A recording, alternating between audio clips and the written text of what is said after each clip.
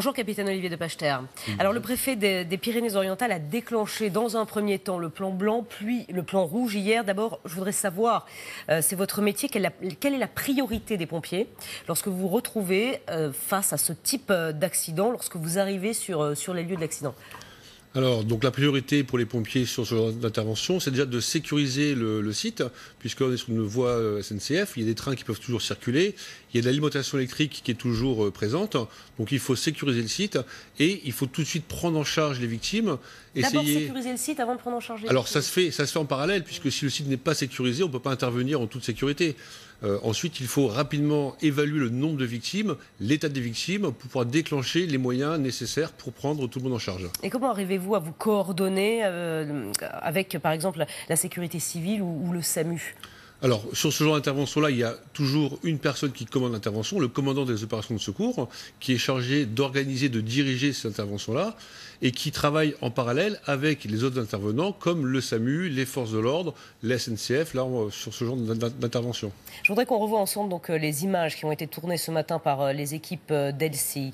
Ces images de ce bus, donc, qui a été coupé en deux par ce TER qui arrivait à 80 km/h, donc une vitesse classique. Comment fait-on pour intervenir dans cette épave ?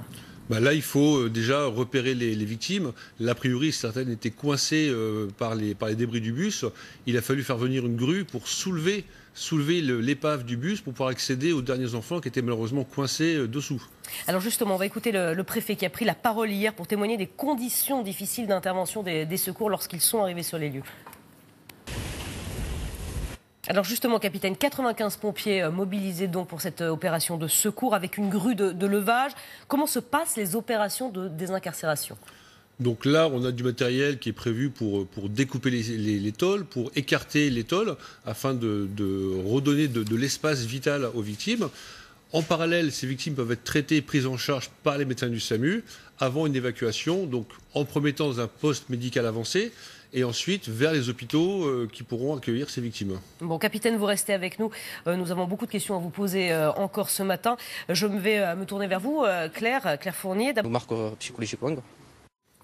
Capitaine Olivier de Pachter, on vient d'entendre ce témoignage de ce témoin. Justement, comment arrivez-vous à prendre en charge donc les témoins d'un accident pareil quand vous arrivez sur les lieux d'un accident ? Alors, sur ce type d'intervention, les témoins, il faut rapidement les mettre de côté puisqu'ils peuvent perturber le déroulé d'intervention. Ils seront utilisés par les forces de l'ordre pour voir ce qu'ils ont vu, pour entendre ce qu'ils ont vu, pour connaître les causes de l'accident. Pour les sapeurs-pompiers, c'est souvent plus gênant qu'autre chose, puisqu'ils viennent se rapprocher. Alors, dans certains cas, ils peuvent apporter des informations sur le déroulé du choc, mais pour ce cas présent, les témoins ont rapidement dû être mis à l'écart pour s'occuper principalement des victimes. Parce que votre priorité, c'est quoi quand vous arrivez sur les lieux ? C'est d'aller vers ce bus ? La priorité, c'est d'aller vers le bus, c'est dénombrer le nombre de victimes, c'est évaluer leur état, c'est faire venir les moyens nécessaires pour la prise en charge, puisque là, il y a eu plus de 95 sapeurs-pompiers qui ont été engagés. C'est beaucoup de moyens, beaucoup d'ambulances qui ont été mises en œuvre, des véhicules pour désincarcérer les enfants. Voilà, donc il faut rapidement faire venir tous ces moyens sur la zone d'intervention. Et combien de temps vous entraînez évidemment pour ces situations d'urgence ? Combien de temps vous mettez pour arriver sur les lieux d'un accident ? Alors en général, en France, en moins de 15 minutes, vous avez des sapeurs-pompiers qui sont sur place. Là, sur de grosses interventions comme ça, vu le nombre de véhicules, les derniers intervenants ont dû mettre un petit peu plus de temps, mais je pense qu'en moins d'une demi-heure, il y avait la grosse majorité des pompiers qui étaient sur place. Et en moins d'une demi-heure, donc, vous arrivez à vous coordonner avec les autres équipes de secours ? Ça se fait en parallèle. On travaille Qui gère ça ? Alors, l'intervention est commandée par les sapeurs-pompiers, en relation avec les médecins du SAMU pour la partie médicale.